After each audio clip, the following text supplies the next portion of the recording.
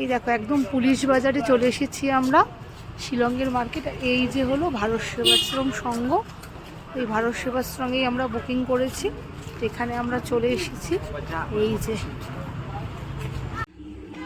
দেখো এখানে কি সুন্দর সিস্টেম, রুমে ঢোকার আগে প্রত্যেকটা জায়গায় সুরাক রয়েছে, যেখানে জুতোটা রেখে তারপরে আমরা রুমে ঢুকবো। এই দেখো 301 নম্বর রুম। এই যে বেড, খুব সুন্দর স্মেল একটা। এই যে টয়লেট যথেষ্ট ক্লিন, কোমোড বাথরুম সব পরিষ্কার চকচক চকচক করছে পুরো। দেখো একটা এরকম আয়না রয়েছে, হ্যাং করার জায়গা, ছোট্ট একটা সেলফ মতো, জানলা, বেড, 3 জন শোয়ার পক্ষে যথেষ্ট বড় বেড, তাই না মাম্মা? যথেষ্ট বড় বেড, অনেক ভালো। দেখো কত সুন্দর, পুরো চকচক করছে। ঠান্ডা জায়গায় ঠান্ডা হবে না কি বলিস? দেখো কত বড় বেড, দেখো খুব সুন্দর।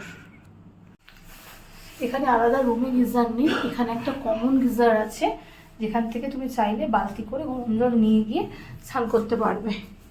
আর এই দেখো প্রত্যেকটা রুমের পাশেই কিন্তু এরকম সুরাক রয়েছে। আর এই যাচ্ছে ড্রিঙ্কিং ওয়াটার, এই যে এখান থেকে তুমি জলও ইউজ করতে পারবে, জল নিতে পারবে, ড্রিঙ্কিং ওয়াটার।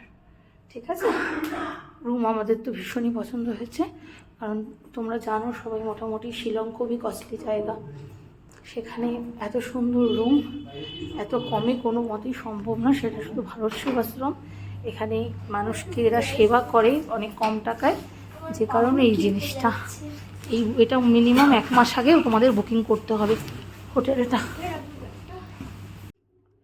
দেখো এটা যেহেতু একটা আশ্রম, কোনো হোটেল নয়, তো আশ্রম মানেই সেখানে কিছু রুলস অ্যান্ড রেগুলেশন থাকবে।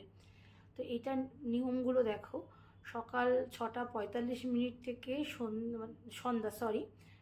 সন্ধ্যা 6:45 থেকে সন্ধ্যা 7:30 পর্যন্ত শ্রী শ্রী গুরু মহারাজের আরতি চলবে।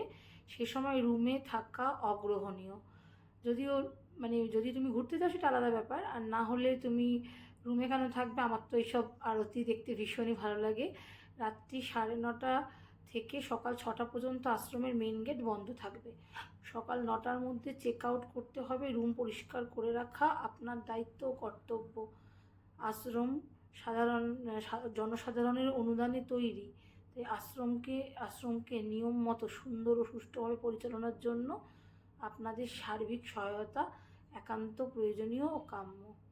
বুঝেছো? এগুলো একটু নিয়ম আছে, বা এখানে কোনো নেশা কিছু করা যাবে না। তো এই জিনিসগুলো একটু আছে, যেটা মানতে পারলে তবেই তোমরা এই আশ্রম বুকিং করতে পারো। আমরাও দেখো এই আরতিতে গিয়ে বসেছি। এখানকার যে ছাত্ররা থাকে তারাই কিন্তু এই আরতির আয়োজন করে, এবং মহারাজ আরতি করে এবং তারা হাতে হাতে জোগাড় করে দেয় এবং সাহায্য করে আর কি। আমরা এই পাশে বসেছিলাম আর ছাত্ররা ওই পাশে বসেছে। দেখো আমার মন প্রাণ জুড়িয়ে গেছে।